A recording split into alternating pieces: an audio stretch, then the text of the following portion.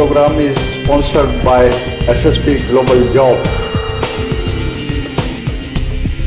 नमस्कार साथियों, मैं शैलेंद्र नजर के इस एपिसोड में आपका स्वागत करता हूं। हमारे इस तीसरे एपिसोड जो कि अहिरवाल की राजनीति के ऊपर केंद्रित है, उसमें आप सबका स्वागत है। अहिरवाल की राजनीति का कड़वा सच। पिछले एपिसोड में चर्चा की थी कि कैसे 1971 में गुड़गांव से तैयब हुसैन और महेंद्रगढ़ से राव वीरेंद्र सिंह सांसद बने। 1977 में इमरजेंसी के कारण कांग्रेस पार्टी से टिकट लेने की वजह से राव वीरेंद्र सिंह एक साधारण से दिखने वाले उम्मीदवार मनोहर लाल सैनी से हार। 1980 और 1984 में राव वीरेंद्र सिंह ने रामविलास शर्मा को हराया और 1989 में उन्होंने कर्नल राम सिंह को हराया। 1966 में हरियाणा के अलग राज्य बनने के बाद राव वीरेंद्र सिंह का इस क्षेत्र पर पूरा दबदबा कायम रहा। कोई भी यादव उम्मीदवार उनके खिलाफ चुनाव में उतरने की हिम्मत नहीं जुटा पाता था। मनोहर लाल सैनी जो कि चौधरी देवीलाल के नजदीकी थे, उन्होंने जरूर चुनाव लड़ा, किंतु ये कर्नल राम सिंह ही थे जो उनके खिलाफ चुनाव लड़ने की हिम्मत जुटा पाए। आइए हम आपकी मुलाकात कराते हैं एडवोकेट नरेश चौहान से, जो कि कर्नल राम सिंह के काफी करीबी रहे। एडवोकेट नरेश चौहान से बात कर रहे हैं हमारे संवाददाता पवन कुमार जी।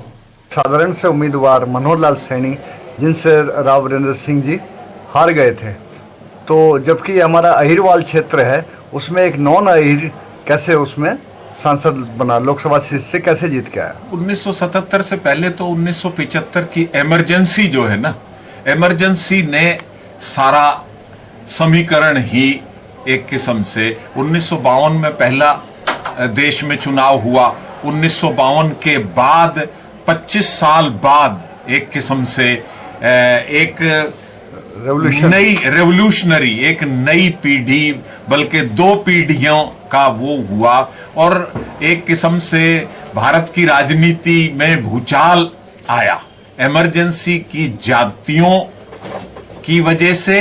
और जो नई जनरेशन आई और उस टाइम विधानसभा की 90 सीटें हो गई और लोकसभा की 10 पार्लियामेंट सीटें हो गई। राव वीरेंद्र सिंह का इतना बड़ा कद था, एक बार चीफ मिनिस्टर भी रह लिए, लीडर ऑफ अपोजिशन भी रह लिए, स्पीकर भी रह लिए, तो और उनकी एक सामंतवादी राजनीति थी, मतलब एक दबंगई राजनीति थी।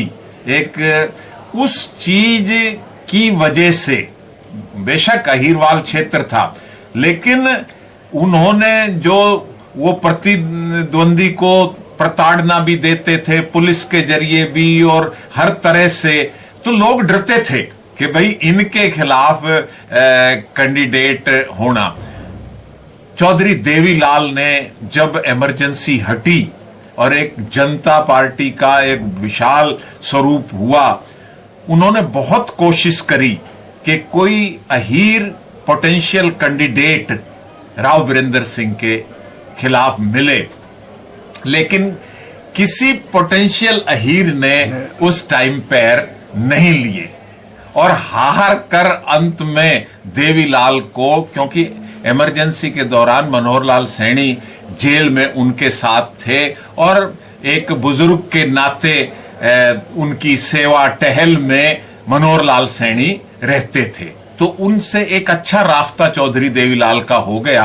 अब कैंडिडेट तो कोई खड़ा करना था, तो जब कोई पोटेंशियल कैंडिडेट ना मिला तो चौधरी देवीलाल की एक खासियत थी कि वो अपने वर्कर को आगे बढ़ाते थे, मतलब उनमें छल कपट या स्वार्थ परिवारवाद का इतना वो नहीं था जो आज के दौर में हम देख रहे हैं। तो उन्होंने मनोहर लाल सैनी के ऊपर हाथ रख दिया और मनोहर लाल सैनी तो पूरे पार्लियामेंट हलके में जा भी नहीं पाया। एक किस्म से हम कह सकते हैं कि घर बैठे वो जीत गया। तो ऐसी जनता लहर थी वो तो जनता पार्टी की। इसके बाद 2 लोकसभा चुनाव और हुए थे 1980 में और 1984 में।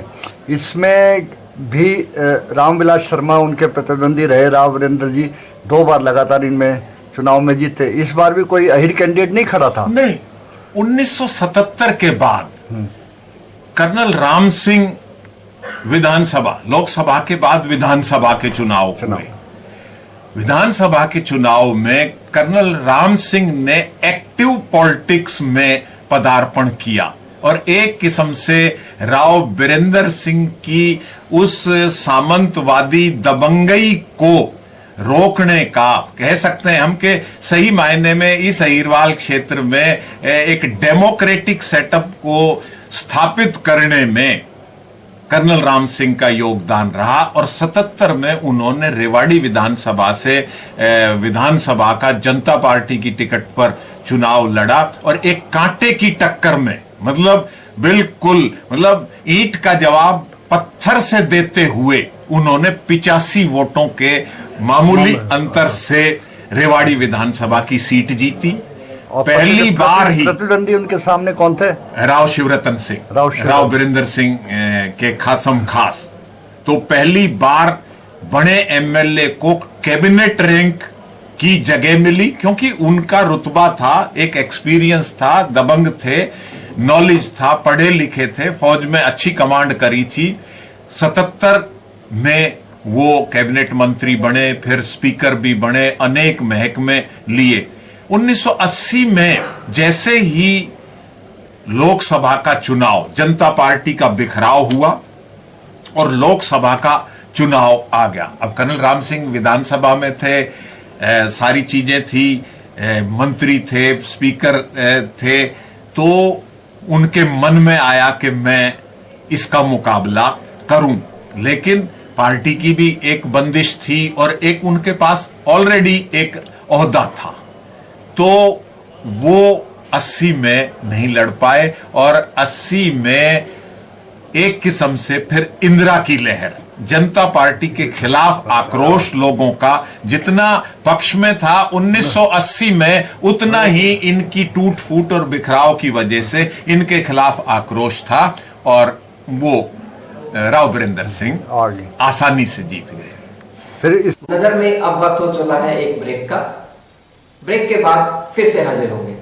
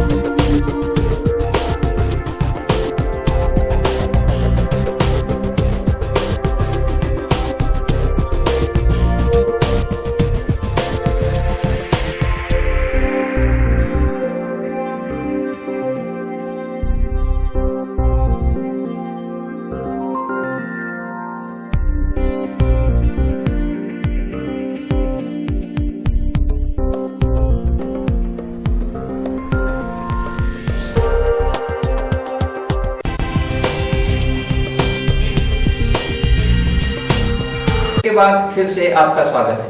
हम चर्चा कर रहे थे कि किस प्रकार राव वीरेंद्र सिंह के खिलाफ कोई भी अहीर उम्मीदवार चुनावों में उतरने का साहस नहीं कर पाता था। 1980 और 1984 में कर्नल राम सिंह ये कोशिश कर रहे थे कि कोई उम्मीदवार उनके खिलाफ उतरे, किंतु ऐसा ना हो पाया। तो 1989 में उन्होंने स्वयं राव वीरेंद्र सिंह को टक्कर देने की ठानी। 1989 के चुनाव में कर्नल राम सिंह मात्र 3000 मतों से शिकस्त खा गए। आइए हम अपनी चर्चा को जारी रखते हैं एडवोकेट नरेश चौहान जी से। हमारे संवाददाता पवन कुमार उनसे चर्चा कर रहे हैं। इसके बाद 1989 में कर्नल राम सिंह और राव वीरेंद्र सिंह में फिर मुकाबला हुआ था। नहीं, 1980 के बाद फिर 1984 में भी चुनाव हुआ। उसमें 1984 में इंदिरा की हत्या के बाद चुनाव हुआ। अच्छा। तो उस टाइम वो इंदिरा की सहानुभूति आ गई। कर्नल राम सिंह ने जो अहीरवाल के जिनको कहते हैं ना बहुत पोटेंशियल, दिग्गज, पैसे वाले और सारी चीजें, मतलब अपनी गाड़ी, उस टाइम उनको कैबिनेट रैंक की गाड़ी मिली हुई थी और उन्होंने कहा कि मैं फार्म भरवाऊंगा, चलो राव वीरेंद्र सिंह के खिलाफ नॉमिनेशन भरने। लेकिन उस टाइम कोई पोटेंशियल आदमी, उन्होंने अपनी सीट भी, अपनी कैबिनेट रैंक और स्पीकरशिप भी दांव पे लगा दी थी कर्नल साहब ने कि भाई इसको रोकना है। तो उस टाइम जब कोई बंदा तैयार नहीं हुआ और वो इंदिरा गांधी की लहर में राव वीरेंद्र सिंह फिर जीत गए। सक्रिय रूप से लोकसभा चुनाव में वे कब उतरे? नहीं, फिर 87 का चुनाव आ गया विधानसभा का, और उस टाइम एक किस्म से चौधरी देवीलाल का 1985 में ही उन्होंने एक न्याय युद्ध का ऐलान कर दिया। और फिर उस न्याय युद्ध की इस तरह की आंधी हुई कि भाई कांग्रेस की बंदरबांट, क्योंकि राव वीरेंद्र सिंह कांग्रेस में कैबिनेट मंत्री बन गए, ऊपर चले गए, उनका फिर रुतबा बढ़ गया। कर्नल राम सिंह भी हालांकि कांग्रेस में थे, लेकिन राव वीरेंद्र सिंह ने कर्नल राम सिंह को पार्टी में भी काटने की भरपूर कोशिश करी, और राव वीरेंद्र सिंह सीनियर थे। और 1987 के विधानसभा चुनाव में 1987 के उन्होंने कर्नल राम सिंह का टिकट कांग्रेस से कटवा दिया, और उस की रिवेंज कर्नल राम सिंह ने हिम्मत नहीं हारी। कर्नल राम सिंह के समर्थकों ने कहा कि जी आप इंडिपेंडेंट मत लड़ो, पार्टी से ही लड़ो, नहीं तो। लेकिन वो जुझारू नेता थे, उनको तो एक कि भाई मैंने इलाके की सेवा करनी है, और उन्होंने इंडिपेंडेंट फार्म भरा और मुकाबला किया।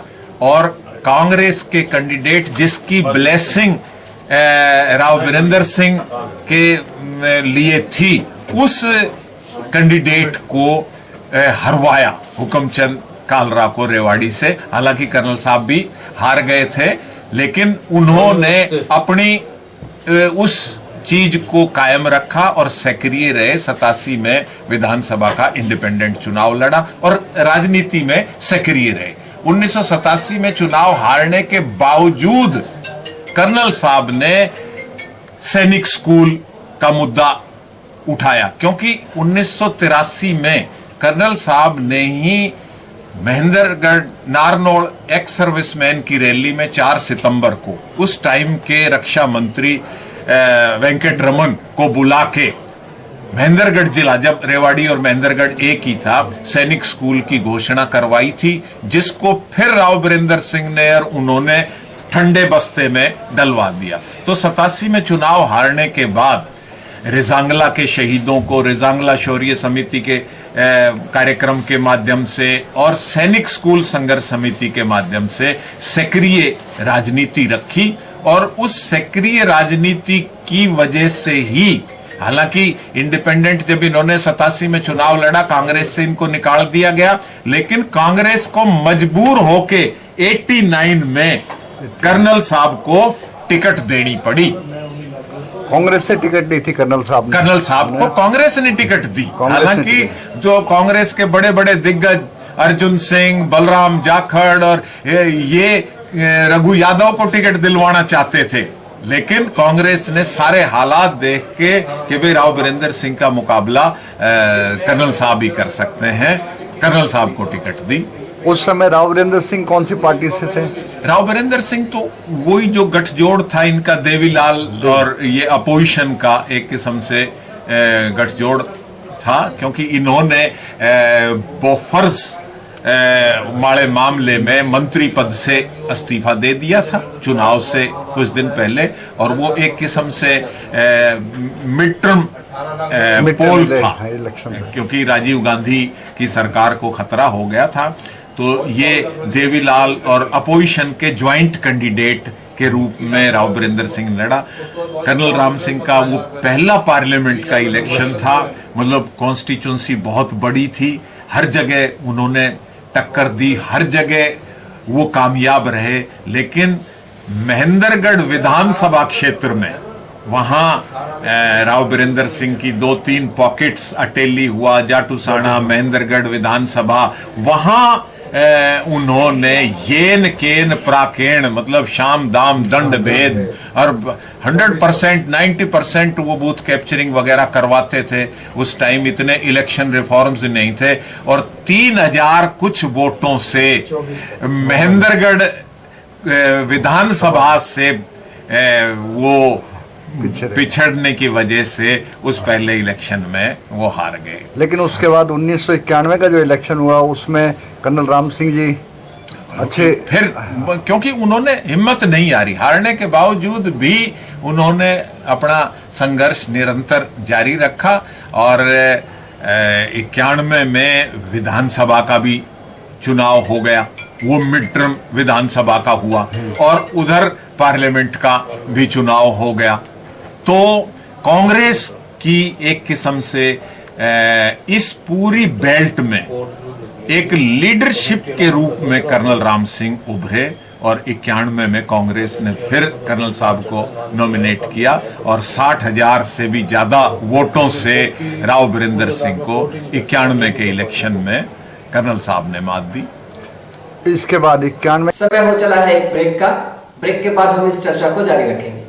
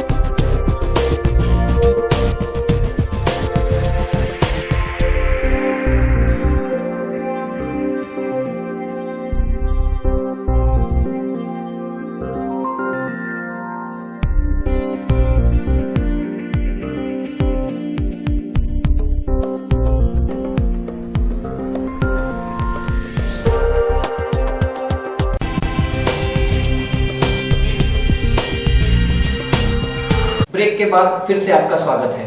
हम चर्चा कर रहे हैं एडवोकेट नरेश चौहान से, जो कर्नल राम सिंह के नजदीकी रहे हैं, और बातचीत कर रहे हैं हमारे संवाददाता पवन कुमार। 1991 और 1996 के चुनाव में कर्नल राम सिंह ने राव बीरेंद्र सिंह को पराजित किया।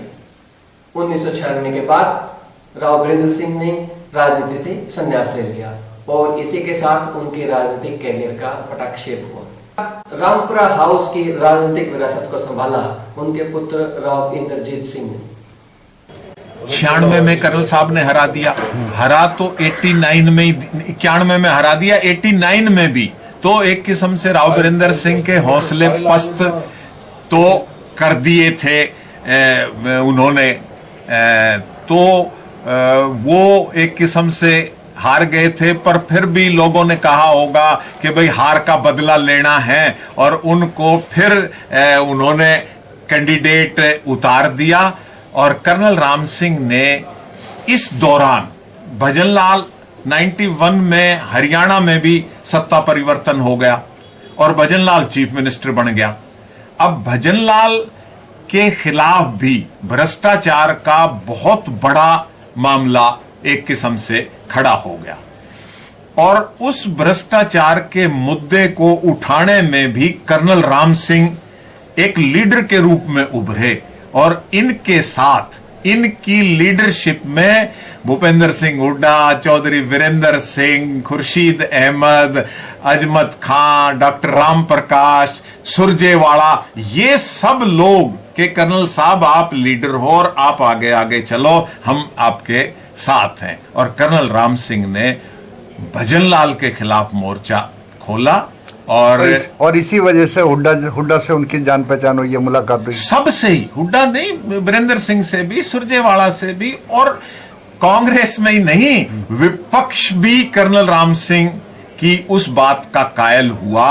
और जब लगा कि भाई जैसे राव बीरेंद्र सिंह ने 87 में टिकट कटवाई, भजनलाल चीफ मिनिस्टर था, भजनलाल बाजिद हो गया कि कर्नल राम सिंह को कांग्रेस टिकट नहीं मिलनी चाहिए। कर्नल राम सिंह के साथी बीरेंद्र सिंह, भूपेंद्र सिंह हुड्डा, सुरजेवाला और खुर्शीद अहमद, इनकी भी टिकट काटो। जब ये एहसास हुआ तो कर्नल साहब ने रातों रात पाड़ा बदल दिया और बीजेपी में शामिल हो गए और पहली बार दिल्ली बॉर्डर से लेके नांगल चौधरी तक कमल का फूल खिलवाने वाले कर्नल राम सिंह थे और राव बीरेंद्र सिंह को बीजेपी की टिकट पर फिर उन्होंने शिकस्त दी। जब इतनी अचीवमेंट हो रही थी, कर्नल राम सिंह को इतना पसंद किया जा रहा था, तो उसके बाद जो 1998 का चुनाव था उसमें वो राव वीरेंद्र के लड़के राव इंद्रजीत सिंह कैसे हार गए थे? क्योंकि ये उसके लिए भाजपा जिम्मेवार थी? नहीं, 96 में ये कोइंसिडेंट होती है। 96 में हरियाणा विधानसभा में भी परिवर्तन हो गया और यहां हरियाणा विकास पार्टी और भारतीय जनता पार्टी का गठजोड़ जो है वो काबिज हो गया। तो जो मुहिम कर्नल साहब ने भजनलाल के और कांग्रेस के खिलाफ छेड़ी थी, उसका हरियाणा विधानसभा में भी फायदा मिला और बंसीलाल की एक गठबंधन वाली सरकार बनी। लेकिन बंसीलाल का भी एक पुराने कांग्रेसी के नाते और एक इमरजेंसी के ड्यूरेशन में जो ज्यादतियां हुई थी उसमें बंसीलाल का सबसे बड़ा हाथ आया और इस गठबंधन को भी बंसीलाल एज चीफ मिनिस्टर नहीं संभाल पाए और ये गठबंधन भी एक किस्म से उस टाइम टूटने के कगार पर आ गया था। तो बंसीलाल की नाराजगी 1998 के चुनाव में कर्नल राम सिंह को भुगतनी पड़ी। कर्नल साहब ने कई बार कोशिश करी, वर्कर्स ने कहा कि भाई आप बंसीलाल को अपने कैंपेन में मत बुला लेना, लेकिन वो चीफ मिनिस्टर था। अब कैंडिडेट कैसे मना कर दे कि चीफ मिनिस्टर मेरी कैंपेनिंग में ना आए। दोस्तों, अहिरवाल की राजनीति पर हमारी ये विशेष प्रस्तुति आपको कैसी लग रही है, हमें कमेंट के द्वारा जरूर बताइए। और हाँ, हमारे इस चैनल को सब्सक्राइब जरूर करें, बेल का आइकन दबाएं और अपने सभी मित्रों के साथ शेयर करें। अपनी इस विशेष प्रस्तुति को हम जारी रखेंगे अगले अंक में भी। तब तक मैं शैलेंद्र आपसे विदा लेता हूं। धन्यवाद।